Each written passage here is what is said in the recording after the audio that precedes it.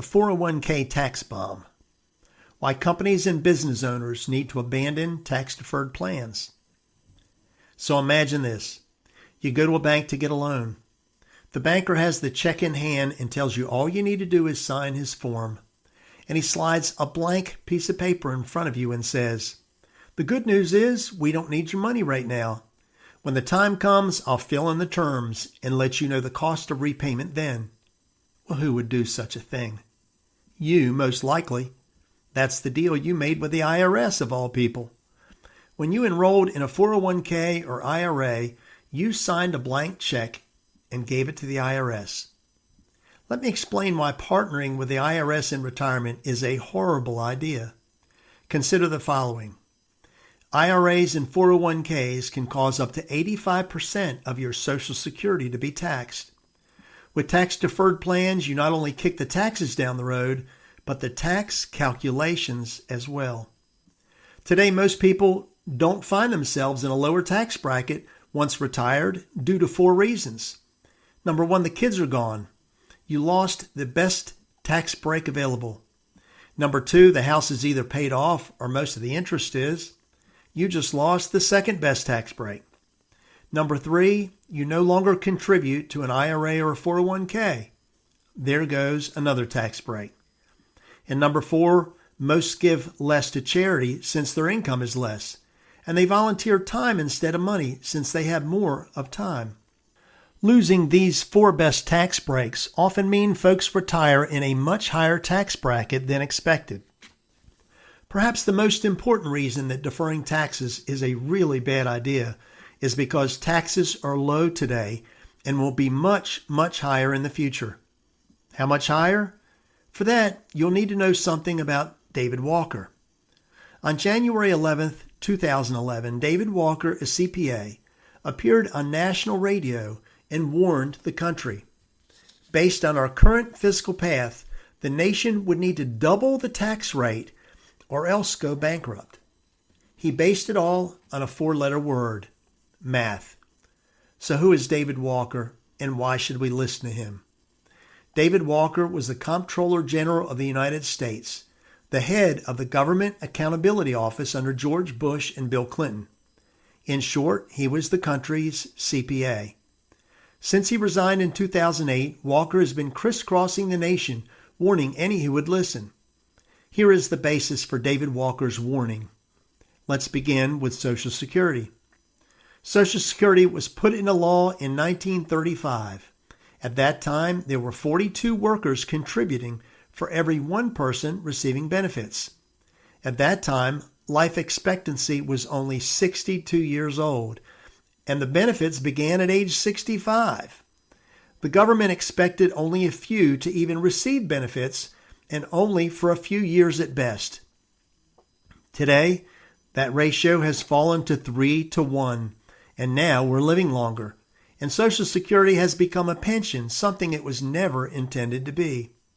As of 2017, Social Security cost our government $945 billion per year, or 23% of the budget.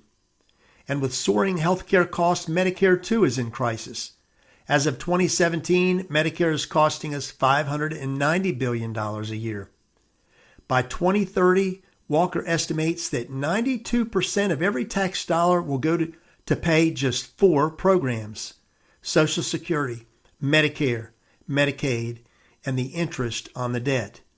That leaves 8 cents of every dollar for the military, FBI, TSA, National Parks, Coast Guard, and many, many other programs. Let that sink in real slow. There are only 4 possible solutions to prevent the United States from financial disaster. Number 1, cut spending. But we all know that nobody will ever get reelected running as the guy who slashed their Social Security and Medicare. It is highly unlikely that we can ever reduce spending enough to avert disaster. Number 2, borrow money. It would require $53 trillion to solve our crisis. No nation has or would lend us that amount. Number 3, print money. Printing money would only lead to hyperinflation. which is just another form of taxation and one that would destroy the economy. Number 4, raise taxes. Raising taxes is the only viable way out. And since we've done it so many times before, and something Americans are used to, it is the only real way out. The only question is how high to raise them. David Walker went to the Congressional Budget Office to find out what kind of tax increase would fix the problem. Before I tell you that, let's take a quick look at the history of the income tax. The highest rate in history was in 1943, and it was 94% for anyone making $200,000 a year or more. At that time, Ronald Reagan was making movies and getting paid about $100,000 per movie.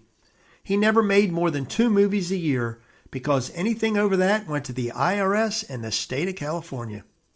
High taxes will not only cause immediate pain, but will reduce productivity, which is likely to cause one of the worst market corrections in history. Well, the Congressional Budget Office told David Walker that to fix our budget, we would need to revert back to 3 tax brackets instead of 7, similar to what we saw in 1960 to 63. Tax brackets of 25%, 66%, and 88%. History does tend to repeat itself, doesn't it? So, where are taxes today? At a near 80-year low. That means taxes are on sale for the next few years. Smart money will pay the taxes now, as these are likely to be the lowest tax rates we may see in our lifetime.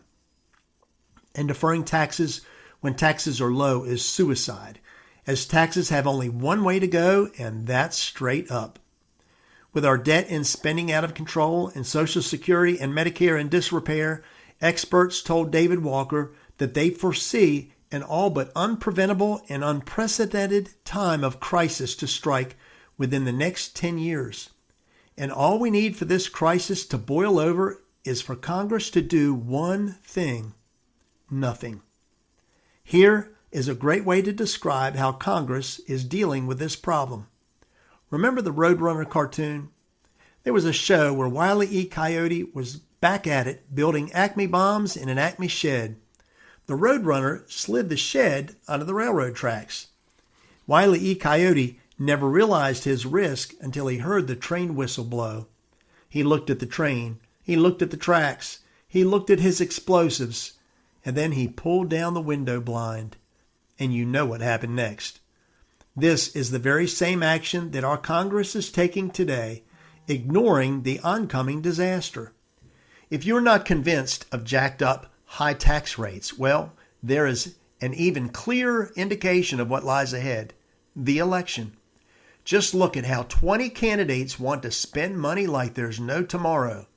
The new Green Deal, Medicare for all, free college and debt forgiveness, socialism, health care for everyone that crosses the border. The price tag is unsustainable. It has been clear that tax increases are coming, but only the rich will pay for it. The only question is how to define who the rich really are. There simply are not enough ultra-wealthy to foot the bill. The masses define the rich as anybody who has more than they do. So if you think that Congress will only sock it to the other guy, well, I have a bridge in Manhattan I'd like to sell you. It is crystal clear that it's only a matter of time before these types will be running the show, and when that happens, look out. The largest piles of cash laying around this country are in retirement accounts. This is not the time to have your money in tax-deferred accounts. The handwriting is clearly written on the wall. So, what do we do about it? Our choices are limited. We must start by diverting our contributions from tax-deferred monies to tax-free accounts. That means there are but 2 real tax-free options for growing money for the future: the Roth and the LURP. The biggest problem with the Roth are the contribution and income restrictions. That pretty much rules out the Roth for high wealth individuals. That leaves us with the LURP, a life insurance retirement plan. It is currently the plan of choice by 85% of CEOs of Fortune 500 companies, as well as most members of Congress. It should make you wonder why you've never heard of it before. This is why the plan is so popular and why so many successful business professionals have one. It grows tax-free, can provide a tax-free income for life. It is impervious to market loss. You'll never lose a penny when the market drops. There are no contribution restrictions. There are no income restrictions. There are no fees. It will not cause taxation on your Social Security as will the IRA or 401k. It will not count against you on the FAFSA for those with children going to college one day. It will provide a death benefit on day one. It can provide long-term care benefits for no additional premiums. Income grows at 1 to 3% even after it's spent, thanks to the special loan feature. And here is the best part. For those with higher incomes, company officers, or high-income key employees, you can get a lender to pay the premiums for you with little to no money out of pocket. Let me say that again. You can get a lender to fund the policy for key company employees with little to no money out of pocket, a benefit that could be worth millions of dollars. Those benefits will dwarf what you could get by funding your own 401k, where Uncle Sam will take what he wants and whenever he wants it. The only drawback is that the LIRP is an insurance product, so health is a factor. Because of that, each plan must be custom designed. They can be an affordable option for both management and employees and business owners. If you'd like to see if you or your company qualifies, click the link below. Make no mistake, the tax train is coming. Experts say taxes will explode within the next 10 years, and so does the math. The choice is yours. You can protect your nest egg from a government who will be desperate for cash, or you can pull down the blinds and ignore the problem. Click the link below to set an appointment.